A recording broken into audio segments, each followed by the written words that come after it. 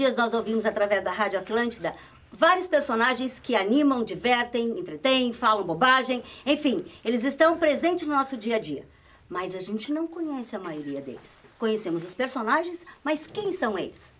Pois dessa vez a gente vai desvendar esse mistério e para isso convidamos os personagens do cinema que animaram durante a tarde de hoje, aqui na UNO Chapecó, a Rádio Frequência Universitária, uma rádio produzida pelos alunos do curso de jornalismo da UNO Chapecó e que fizeram esse programa durante o Mundo das Profissões.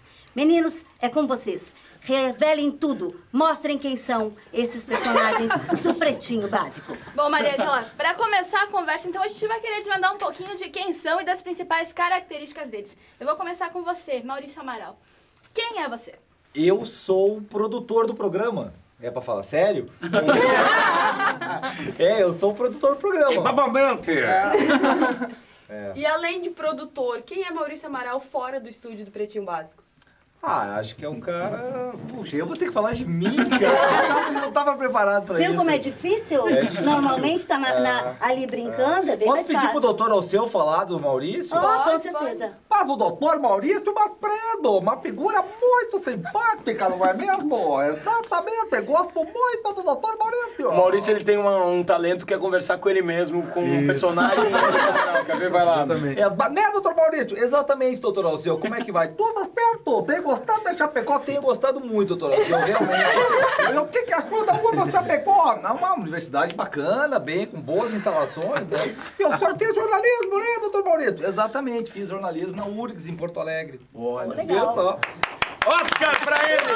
Cadê o Oscar? Maravilhoso. Eu quero a estátua do Oscar pra esse meu alguma colega. coisa a esquizofrenia serve, né? pra fazer isso aí. Né? Eu, por exemplo, não sou esquizofrênico. Nem eu.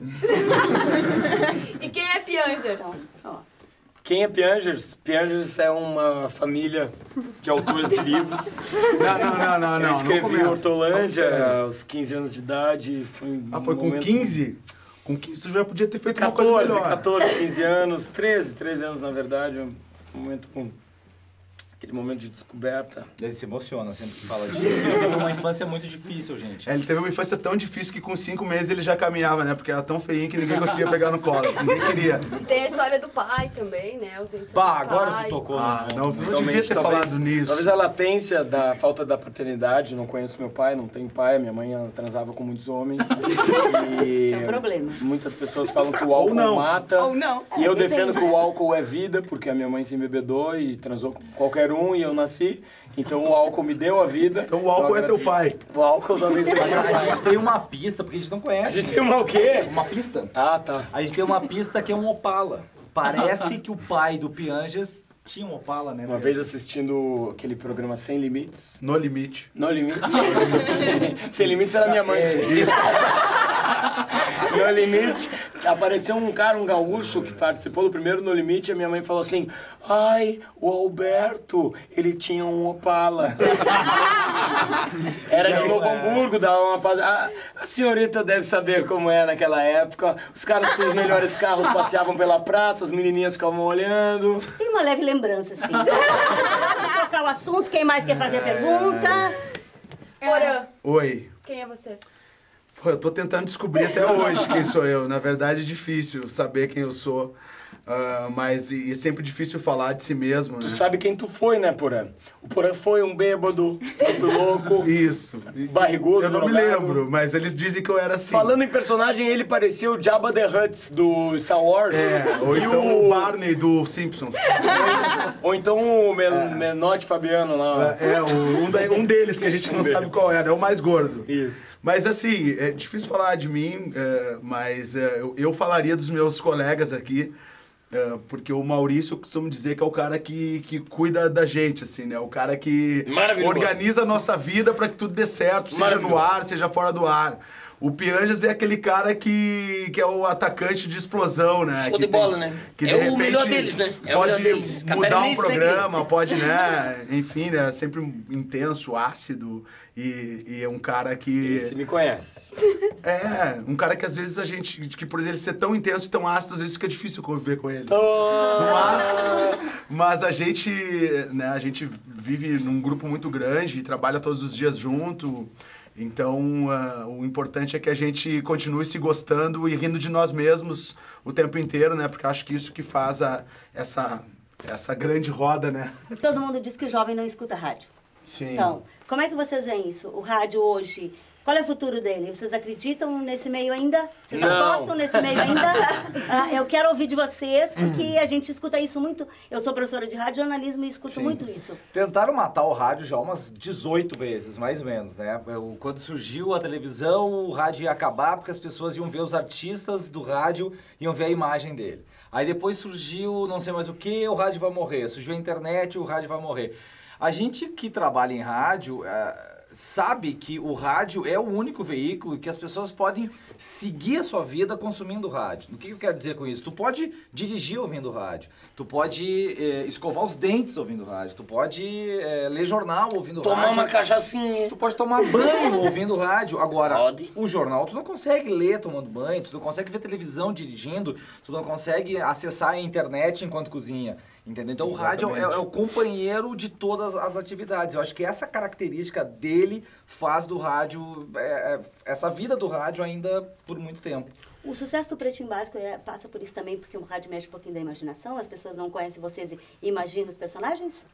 Eu acho que sim, acho que é muito mais legal não conhecer a gente, não saber quem faz os personagens, não saber qual é a cara das pessoas e não saber como é o estúdio. Porque eu me lembro que quando eu era mais jovem ouvindo rádio, eu ficava imaginando, pô, o estúdio, onde é que é feito aquilo lá e tal, eu ficava ouvindo os caras que sei lá, eram meus ídolos e ainda são, e eu ficava imaginando como que eles fazem, onde que eles estão, com uma baita vista, se tem mulheres de verdade, se não tem, se aquilo é gravado, quem são os personagens, isso acho que é a beleza do rádio. Uma história referente a personagens, assim, que no começo do Pretinho eu fazia um personagem que era o Dudu, um personagem que morreu no programa. Ele trabalha agora com serviços gerais. Mas, enfim, e aí tinha uma pessoa que trabalhava lá em casa, que chegava e dizia, mas eu adoro aquele guri que faz aquelas coisas, aquele isso aí, cara, não sei o que, eu adoro aquele guri.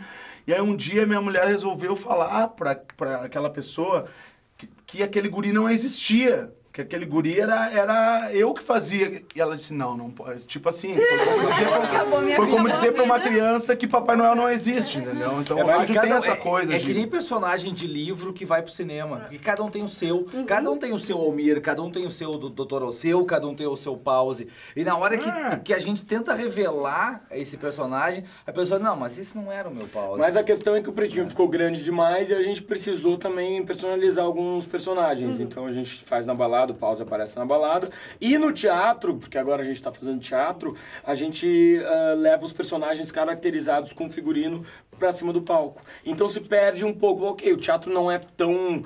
não tem um alcance tão grande quanto a televisão. A televisão mataria os personagens de cara. Todo mundo já veria como... né, pararia de imaginar o Almir e aquele é o Almir porque apareceu na televisão. Mas o teatro a gente pouco a pouco tá levando os personagens caracterizados para cidades e tá sendo uma experiência muito legal. Quando é que vem pra Chapecó? 15 de dezembro. Dezembro, dia 15 de dezembro, se eu não me engano, é um domingo. Talvez seja. É 15 de dezembro. A gente já foi convidado, já foi contatado.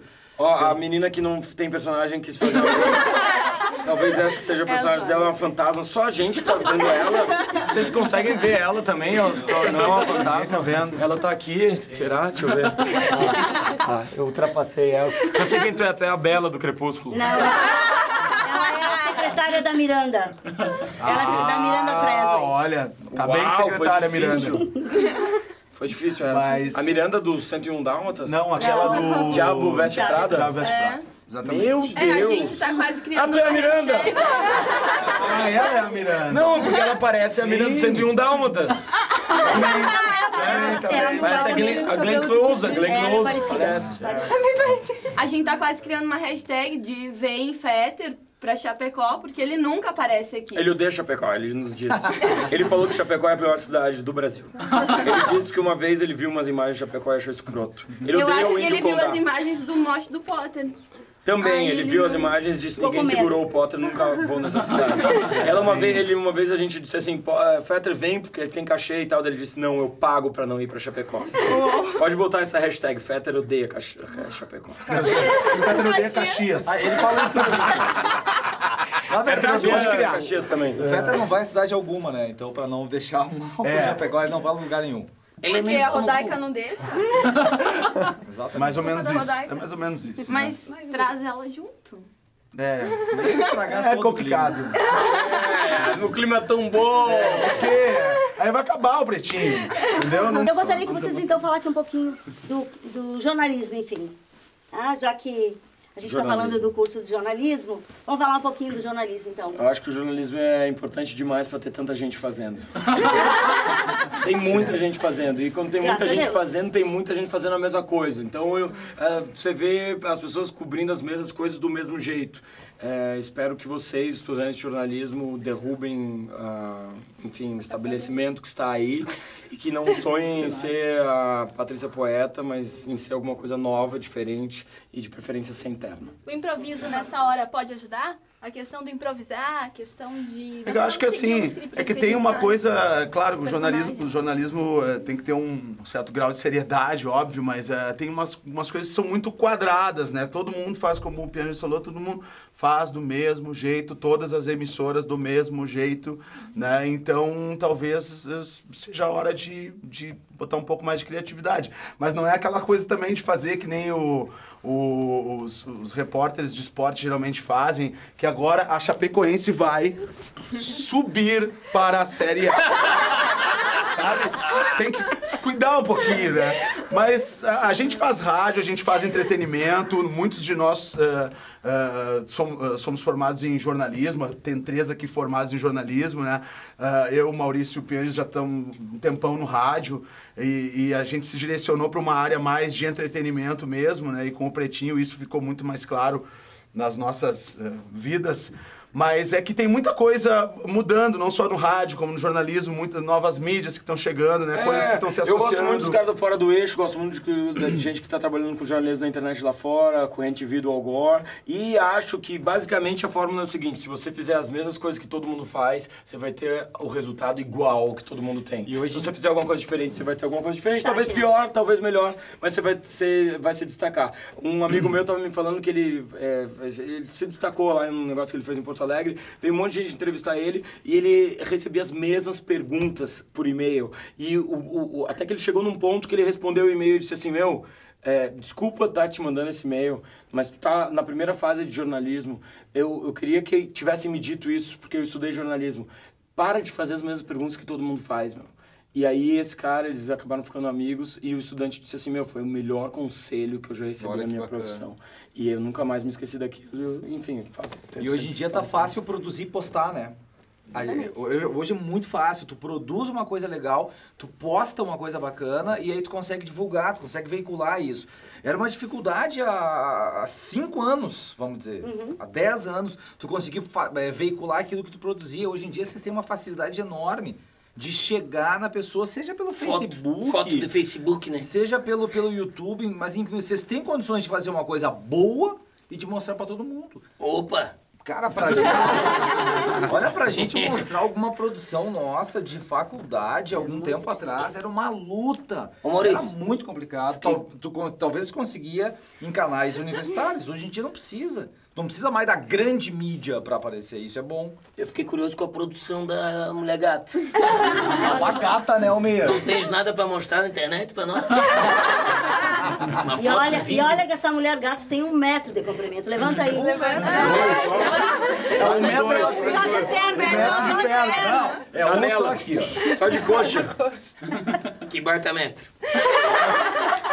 Gente, como é que vocês veem essa receptividade do público com relação ao Pretinho Básico? Se imaginava quando vocês começaram a fazer isso que ia ser esse sucesso? Eu imaginava. Foi exatamente isso que a gente criou, sabe? E muitos se inspiram em vocês Pois pra ir fazer. A gente recebe manifestação desse tipo. Não é nem o jornalismo que vocês estão fazendo lá, mas vocês inspiram as pessoas a ir fazer. Como Olha, que eu lidam sempre com isso? digo que se inspirar em mim pra fazer jornalismo é que nem se inspirar no casal Nardoni pra ser pai. Mas é uma relação...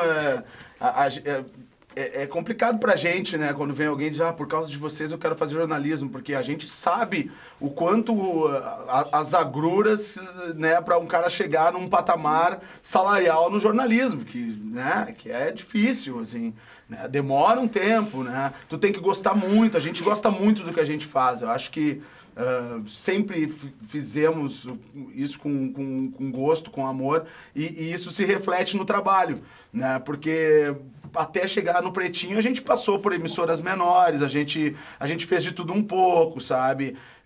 Então, assim, não é... E geralmente a pessoa pensa no jornalismo porque eu vou lá e vou aparecer, entendeu? Né? Saca?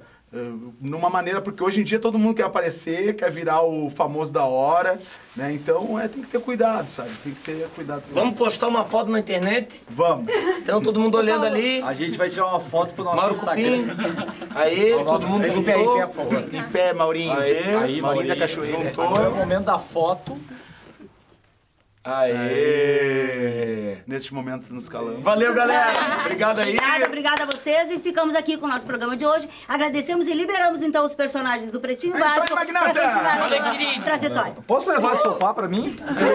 A gente costuma levar dos estúdios. Eu vou levar essa menina aqui. Tchau, gente. Ainda que ela